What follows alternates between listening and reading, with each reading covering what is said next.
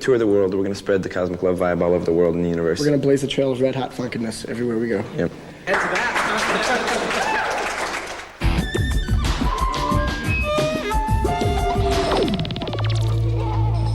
There's been times when we've flat out sucked, and there's been times when we've made asses of ourselves, and there's been times when we've been great, you know? But, you know, here we are, 12 years later, and we're still doing our thing. It's kind of crazy.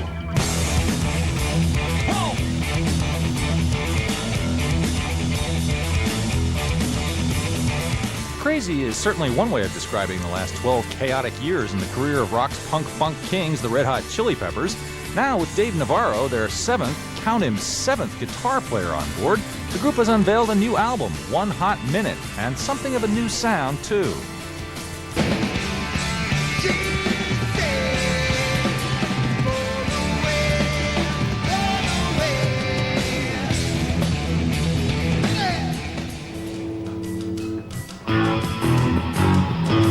Chili Peppers burbled up out of the LA hardcore scene in 1984, and over the course of 6 albums, they've weathered an ever-changing lineup, drug addictions, 1 overdose death, a couple of sex lawsuits, and yet still managed to come up with some interesting uses for the common sock.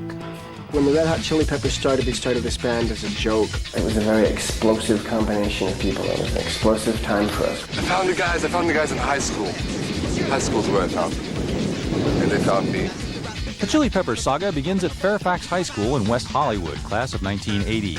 Originally, the band included Jack Irons on drums and Hillel Slovak on guitar, but when they were offered a record deal, Slovak and Irons decided to cast their lot with another group called What Is This? And the Chili Peppers had to assemble a new lineup.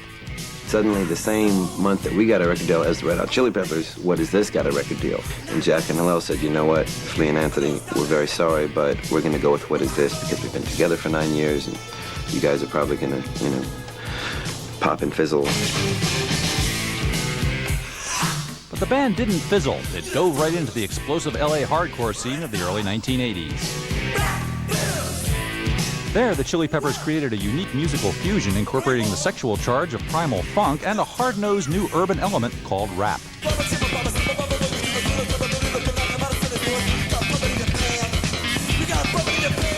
We play bone-crunching mayhem funk. We play it hard, and our motto is always play like you have a big... The band built its fan base on volcanic live performances and quickly attracted the allegiance of Southern California's skateboarding subculture. The basic attitude was punk, funk, and lots of skin.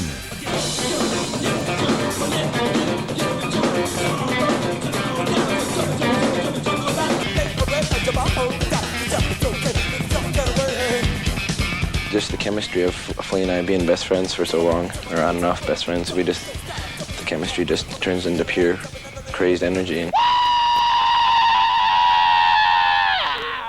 We've got a record. The record comes out on August 18th. It's called The Red Hot Chili Peppers. It's going to be the wildest, craziest, zaniest, movingest, groovingest thing you ever heard. It's an explosion of color and sound. It'll boggle your mind and bedoozle your booty.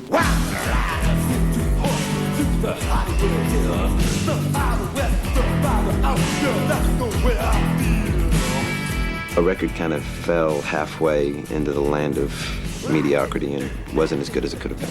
That I think the songs on it are really good, and we had like a really intense, fiery emotion at that time, and we didn't capture it at all. Now for the second record, Hillel Slovak decided to quit What Is This and come play music with us, which was grand.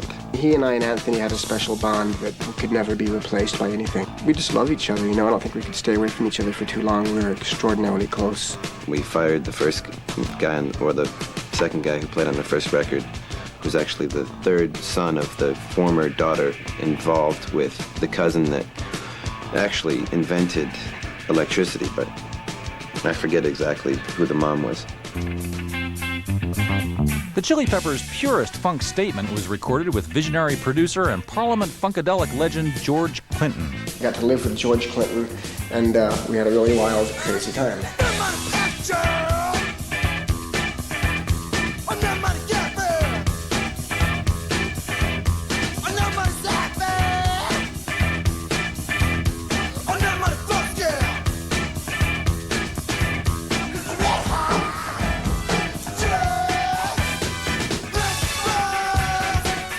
happen to really have an affinity for the funk. It does something to my body that makes life worth living. My man. So we just got little tastes and inklings of funk along the way, but the more we got exposed to it, the more I think we intuitively recognized that it had a very powerful emotional and physical effect on the human body. Lyrically, the Chili Peppers were committed to the subject of sex. I find sex very inspirational. I've often written about it in music because there's a very powerful and direct correlation between sexual energy and musical energy. For their third album, the Chili Peppers' old high school pal Jack Irons returned to the drum chair, thus reuniting the original band. We got the original lineup back. We got Jack Irons back.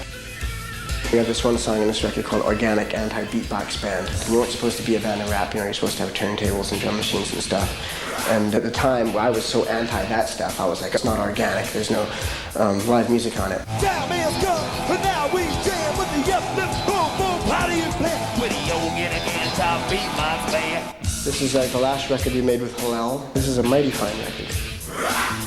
The Chili Peppers had never been strangers to drugs, and by the spring of 1988, both Anthony and Hillel had become heroin addicts. They kicked for a while, but Hillel secretly relapsed, and on June 27th, he was found in his apartment, dead of an overdose. You know, no one gives you a manual for this when you're a kid. You just sort of figure it out as you go along, and sometimes things happen too quickly and too tragically for you to ever gain the experience that it takes to get over that hump and on to a new way of dealing with this pain. You know, perhaps a more spiritual way of dealing with the pain. Hillel was one of the closest friends I've ever had in my life. A complete brother, soulmate, the kind of guy that like understood things about me that will never be understood again, you know, since he died. He's been dead for almost 7 years. And I look back in my memory at things that he did and said and created, you know, 10 years ago that I didn't understand at the time. But now, I'm just now getting it. Now it makes sense to me 10 years later. So he was sort of like 10 years ahead of me in a lot of areas.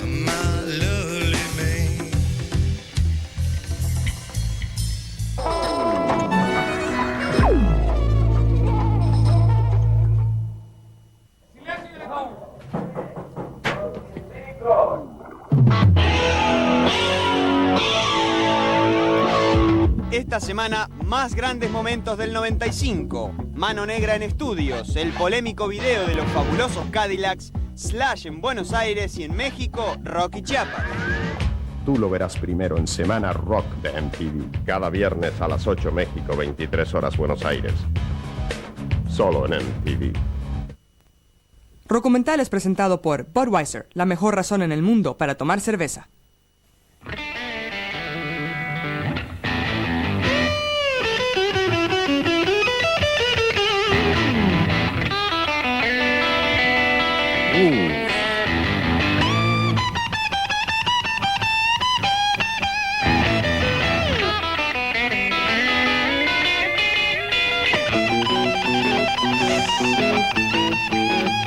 Budweiser, la mejor razón en el mundo para tomar cerveza.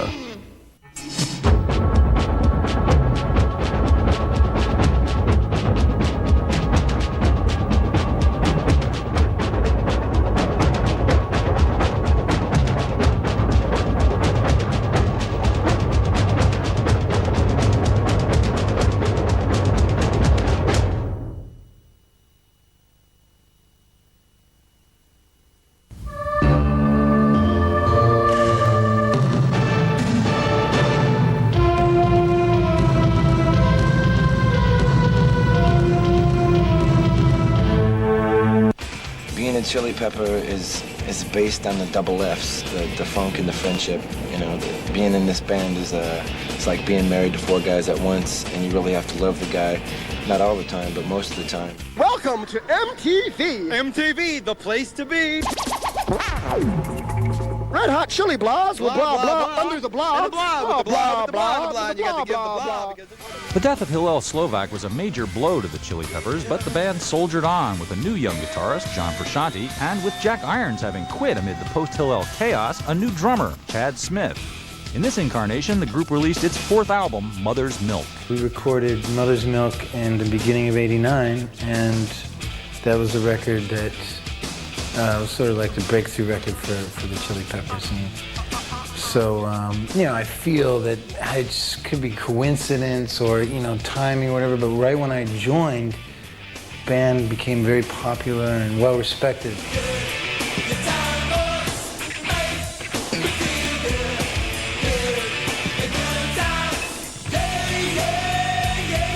Chad Smith is a very big guy. He's 6'3". I like to refer to him as a very wild, psychedelic herd of stompeding rhinoceroses on the drums. First record, John Frusciante joined the band, amazing young kid. We find this kid on guitar who just wails, you know, who just is musically knowledgeable. John Frusciante was a huge Hillel Slovak fan and a student of Hillel, more or less. And after a while, as you know, he was in the band, he started developing his own sense of aesthetics and his own sense of creating art, and it was a really good thing, and he ended up writing some really great music with us. It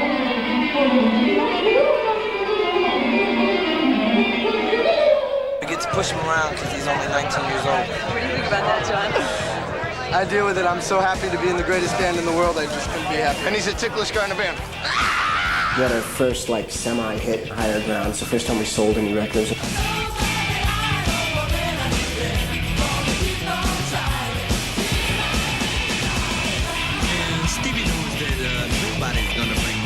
Stevie begged us, called me like twice a day for about a month, just begging us to do Higher Ground. And I said, Stevie, get off my back. You know, I don't have time to cover your song. I've got my own songs to be playing here. And Stevie, his persistence was rather amazing. And after he decided to pay us a substantial amount of money to cover his song, we finally agreed.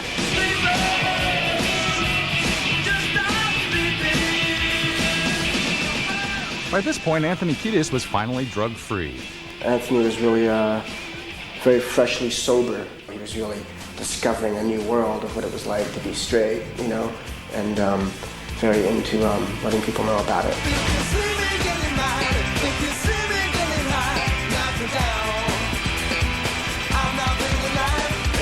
Mother's Milk went gold, the Chili Peppers' first real hit. But along with fame came court cases prompted by the group's irrepressible sexual hijinks, which female plaintiffs saw as sexual assault. We've been unfortunate to both of us to have lawsuits and stuff, and you know, I know that in our time we have made mistakes and have hurt people's feelings, but neither of us have ever hurt anyone or tried to hurt anyone in our lives. Magic. We're making a record here in this house. It's the first time that we've ever made a record with the exact same lineup twice in a row.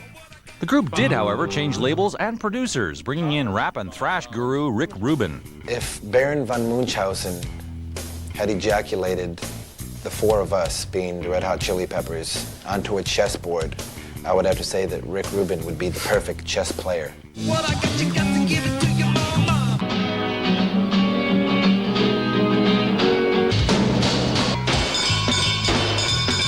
Hit me, you can't hurt me.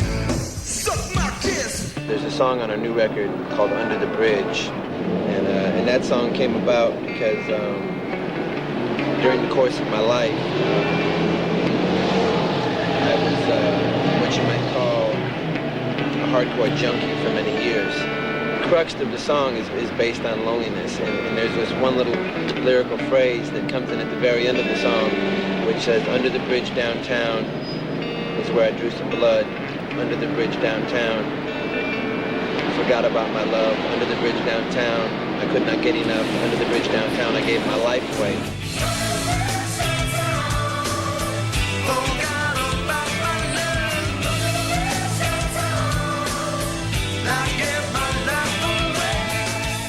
This is the record that made us all millionaires, you know. We changed from being like regular guys to being guys that had $1 million, you know, which makes it different, you know. And we went and toured our asses off. Have fun, boys.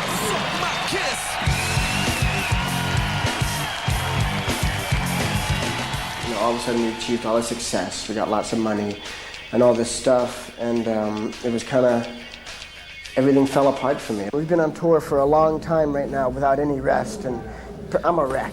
Look at me, I'm a wreck. I haven't slept, I haven't eaten right, it's crazy. The other day, Flea woke up.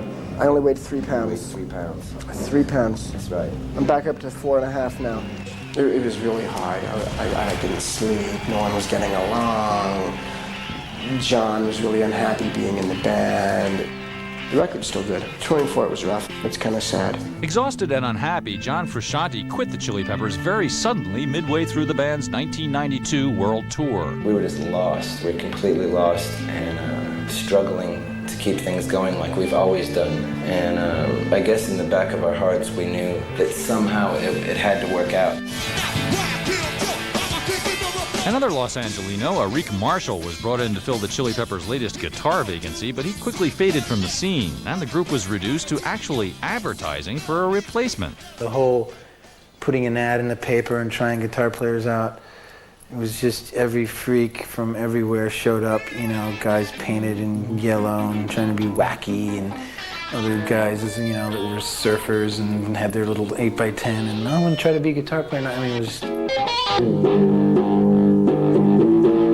we opened ourselves up to it, but it turned out to be kind of a nightmare. The band already had its eye on guitarist Dave Navarro of Jane's Addiction, and after cornering him at a jam session one day, they finally secured his services. Chili Peppers have had lots of members, mostly guitar players. Kind of like the drummer in Spinal Tap is kind of the guitar player for the Chili Peppers. Dave has these little guitar picks with every name of the guitarist on them. There's like 6 or 7, and there's a question mark after his name. It's his sense of humor, you know, his pessimistic kind of sense of humor.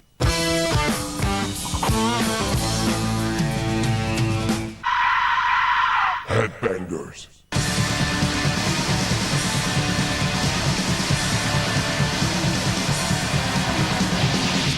Míralo a todo volumen.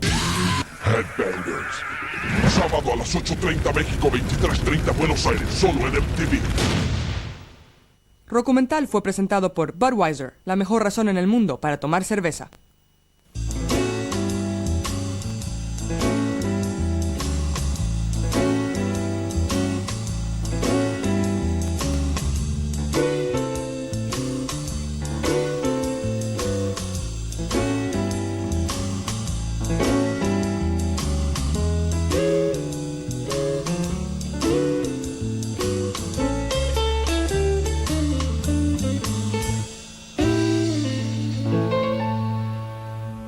Revienta tus oídos metaleros a todo volumen.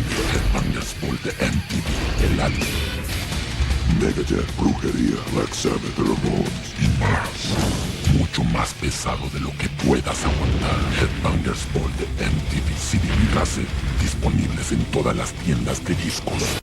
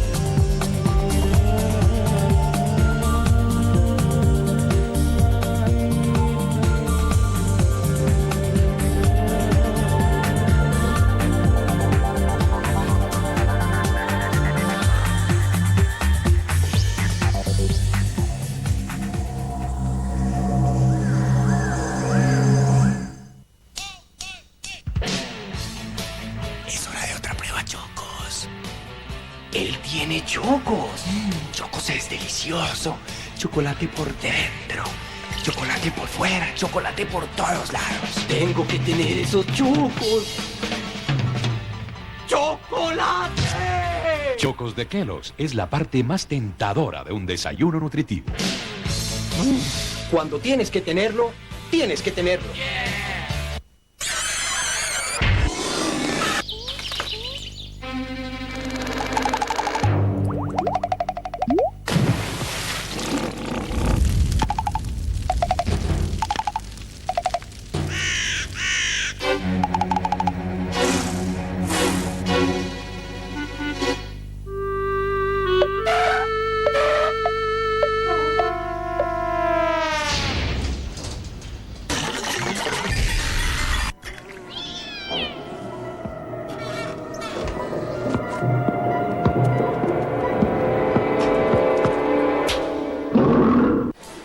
entered into a whole new dimension of sound, which is really great.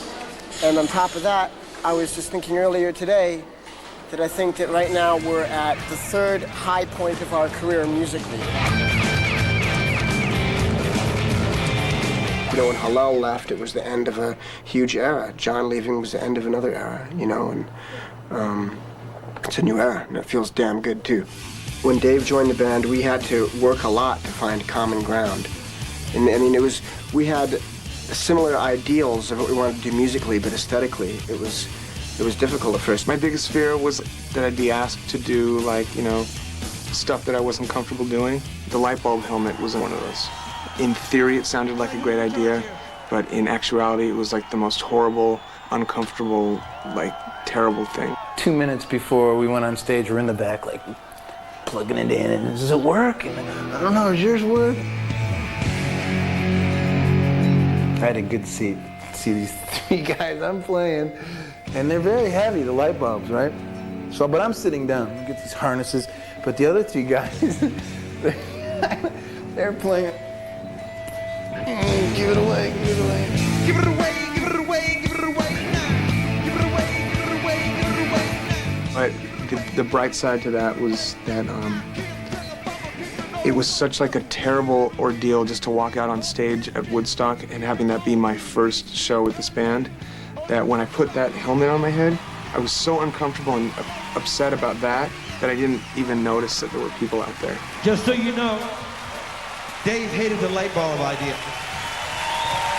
We forced him to do it.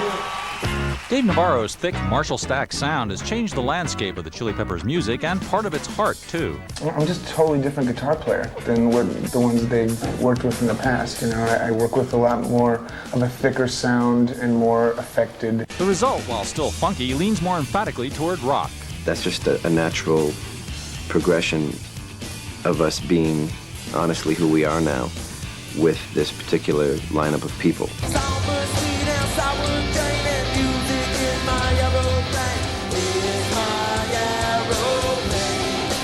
Having helmed the mega-successful Blood Sugar Sex Magic, producer Rick Rubin was called in once again for One Hot Minute. Their historical experience has been really first as a funk band. Starting with the last record and really coming into fruition in this record is developing the more melodic side of the band. I think overall feel of the album is kind of a darker one than the Chili Peppers are used to having.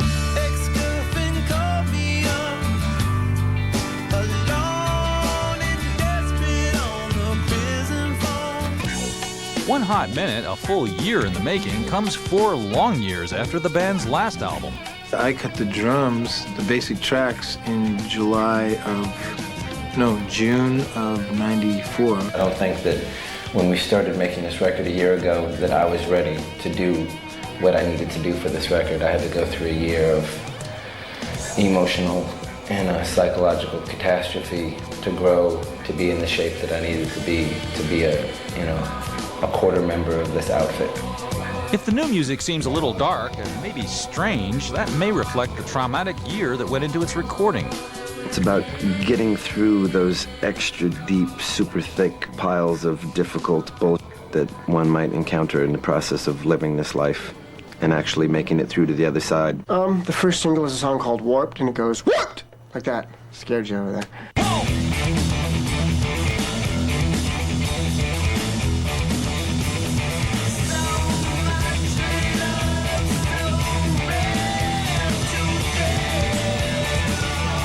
The lyrics probably have to do with like some life changes that Anthony underwent. I like it when Anthony says, I'm pretending to be strong and free.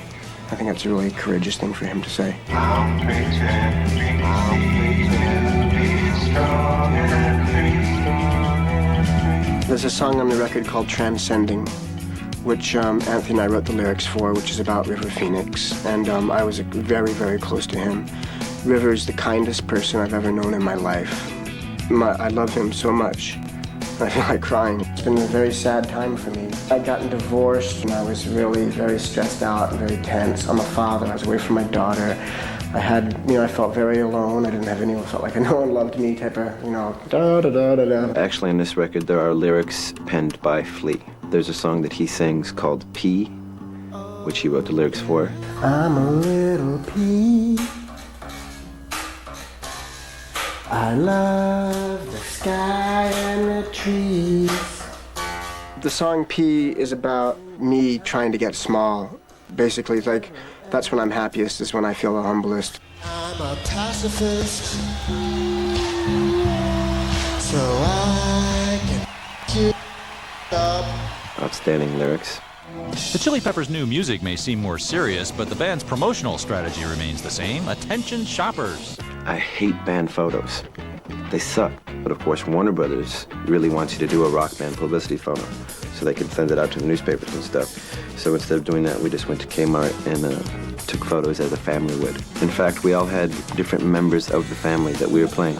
Dave played the disgruntled teenage girl who's just really not happy in the family, doesn't like her parents, is into a much darker side of life and misunderstood. And he played that character very well. Flea played the younger, sort of androgynous child that really isn't all that bright upstairs, but just kind of goes through life, enjoying situations, not having any idea what's going on. I played the older, jockish brother who, just doesn't have a creative side, but is really into his physical side.